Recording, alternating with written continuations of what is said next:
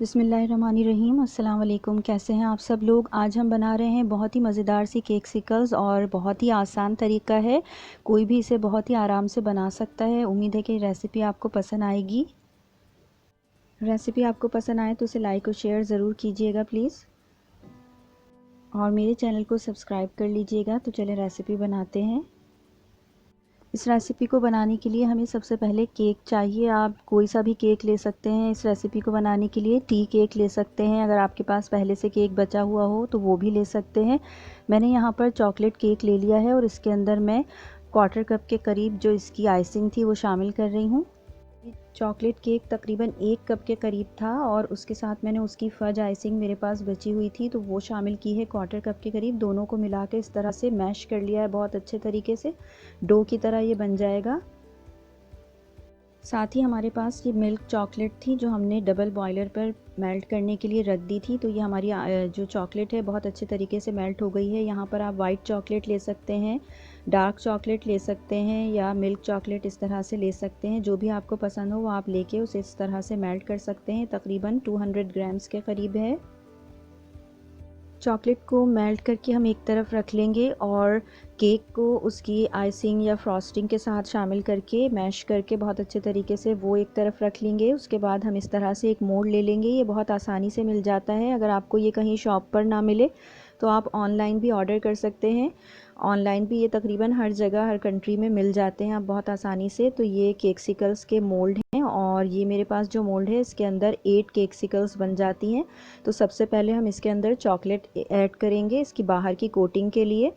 तो मैंने melted chocolate ले ली है और थोड़ी थोड़ी मैं हर जो इसका केक्सिकल का मोल्ड है उसके अंदर ऐड कर रही हूँ।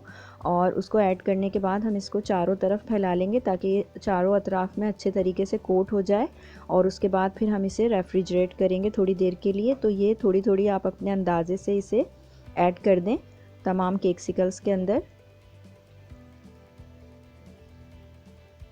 अब हमने चॉकलेट को तमाम मोल्ड्स में इवनली डिस्ट्रीब्यूट कर लिया है। अभी कुछ चॉकलेट हम अपने पास बचाएंगे क्योंकि हमें बाहर से भी इसकी कोटिंग करनी है। और इस तरह से मोल्ड को आप चारों तरफ में इस तरह घुमाकर इसे बराबर बराबर हर अतराफ में फैला लें ताकि कहीं से भी खाली ना रहे। इस तरह से करने के बाद फिर हम इसे रेफ्रिजरेट कर देंगे तकरीबन 10 मिनट्स के लिए। अगर आपको लगता है कि कहीं पर चॉकलेट कम है तो आप वहाँ पे थोड़ी सी और ऐड कर दें, कहीं ज़्यादा है तो वहाँ आप उसको मूव करके दूसरी तरफ उसको फैला दें। और जो बाहर चॉकलेट लग जाती है मोल्ड पर, क्योंकि चॉकलेट के काम के दौरान काफ़ी गिरती है ये, तो आप इसे टिश्यू पेपर वगैरह से इस तरह से साफ़ कर लें। तो मैं इसे टिश्यू पेपर से साफ़ कर रही हूँ। उसके बाद मैं इसे फ्रिज में रख दूँगी 10 मिनट के लिए। अब देखिए हमारी चॉकलेट बहुत अच्छी तरीके से बिल्कुल चारों अतराफ में लग गई थी और ये बहुत अच्छे तरीके से जम गई है। जहाँ कहीं ये मुझे कम लग रही थी वहाँ मैंने थोड़ी सी चॉकलेट लगा दी है। और अब हमने जो केक रखा था इसकी फज फ्रॉस्टिंग के साथ मैश करके, उसे भी मैंने रेफ्रिजरेट कर दिया था ताकि वो भी थोड़ा सा हार्ड हो जाए। और अब हमने वो इसके अंदर थोड़ी थोड़ी ऐड करनी है। तमाम मोल्ड्स में इस तरह से जो हमारा केक था वो हम ऐड करेंगे। और ऐड करने के बाद आप देख लें कि कहीं पर ये ज़्यादा है तो उसे कम कर लें, अगर कहीं वो आपको कम नज़र आ रहा है तो उसको ज़्यादा कर लें।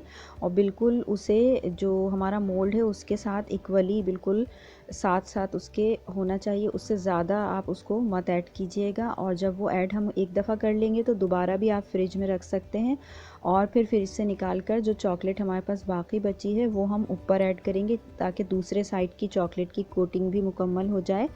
तो ये काम आप बहुत सफाई से कीजिएगा। जितना ज़्यादा हम ये सफाई से करेंगे उतना ही बाद में रिज़ल्ट अच्छा आएगा। तो इसके लिए सबसे बेहतरीन जो टिप है वो ये है कि जो हमने इसके अंदर केक ऐड किया था वो बिल्कुल इसके साथ इवन होना चाहिए जो हमारा मोल्ड है, ताकि जब हम इसके ऊपर चॉकलेट लगाएं तो वो फिर बाहर ना निकले। और ये जो केक्सिकल्स की स्टिक्स हैं ये मैंने रखी थी ऑलरेडी लेकिन लगाई नहीं थी। ये भी आप जब केक लगाएं तो उस टाइम ही लगा दें तो ज़्यादा बेहतर है। और इसको जो इसके मोल्ड का जहाँ तक साइज़ है वहाँ तक इसको अंदर आप इंसर्ट कर दें।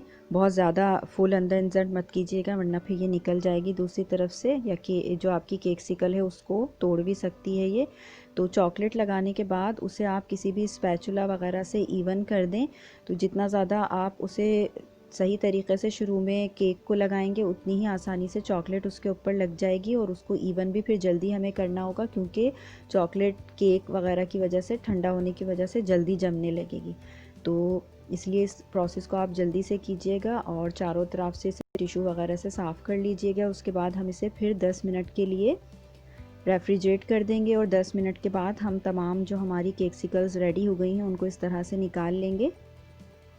केक्सिकल्स निकालने की जो क्लिप थी वो थोड़ी सी मिस हो गई है यहाँ से, मैं आपको अभी दिखा दूँगी कि किस तरह से केक्सिकल्स को निकालते हैं। तो इस तरह से मैंने सारी केक्सिकल्स निकाल ली हैं। ये बहुत सॉफ्ट हो जाती हैं अगर ज़्यादा देर इन्हें बाहर रखा जाए फ्रिज से, क्योंकि चॉकलेट मेल्ट हो सकती है। तो आप इन्हें फ्रिज में ही रखिएगा और जब आपको इन्हें डेकोरेट करना हो तो उस टाइम आप इन्हें निकालिएगा। तो मैंने तमाम केक्सिकल्स अपनी बाहर निकाल ली हैं और मेरे पास ये देखें, ये एडिबल गोल्ड डस्ट है, ये भी ऑनलाइन मिल जाती है बहुत आराम से। तो ये मैं कुछ जो हमारी केक्सिकल्स हैं उनके ऊपर इस तरह से ब्रश कर दूंगी। ये ब्रश भी मेरा जो है ये इसी काम के लिए रखा है। तो ये तमाम चीज़ें बेकिंग की आप एक तरफ मंगवा कर रख सकते हैं, अब तो ये ऑनलाइन बहुत आराम से मिल जाती हैं। तो मैंने इसको इस तरह से डस्ट को एक इस तरह केक्सिकल्स पर लगा दिया है ब्रश की मदद से, और कुछ और केक्सिकल्स भी मैं इस तरह से तैयार कर लूँगी। कुछ मैं प्लेन रखूँगी और कुछ पर मैं ये इस तरह से लगा दूँगी, तो ये बहुत अच्छी सी नज़र आएंगी।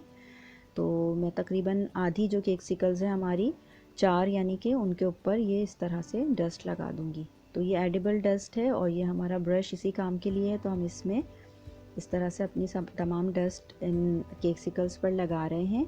और साथ ही हमारे पास ये एडिबल बीड्स हैं, ये भी मिल जाते हैं बहुत आराम से। तो इनको मैं चॉकलेट हमारे पास बिल्कुल थोड़ी सी बची है उसमें डिप करूँगी एक साइड से और इस तरह से इस पर लगा दूँगी, तो ये फ़िक्स हो जाएंगी और बाद में निकलेंगी नहीं। ये देखें इस तरह से आती हैं, ये ऑनलाइन मिल जाती हैं ये भी। तो ये मैंने तमाम जो हमारी केक्सिकल्स हैं उन पर लगा दी हैं। इस तरह से हमारी केक्सिकल्स रेडी हो गई हैं। और मोल्ड में से आप इस तरह से निकालिएगा, इस तरह से ऊपर की साइड से इसे नीचे से पुश कीजिएगा तो ये बहुत आराम से निकल जाएगी और ऊपर की तरफ से ही आप इसे खींच लेंगे।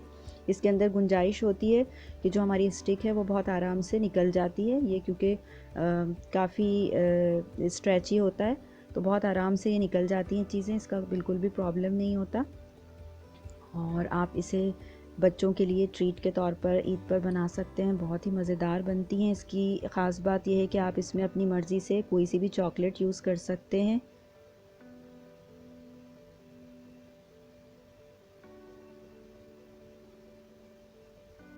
केक्सिकल्स को सेव करने के लिए आप किसी भी एयर टाइट कंटेनर में रखकर रेफ्रिजरेट कर सकते हैं। अगर आप इन्हें ज़्यादा अरसे रखना चाहते हैं तो फिर आप इन्हें फ्रीज़र में रखें और इस्तेमाल करने से, खाने से कुछ देर पहले निकालें, लेकिन नॉर्मली आप इसे रेफ्रिजरेटर में इस तरह से एयर टाइट कंटेनर में रख कर रख सकते हैं।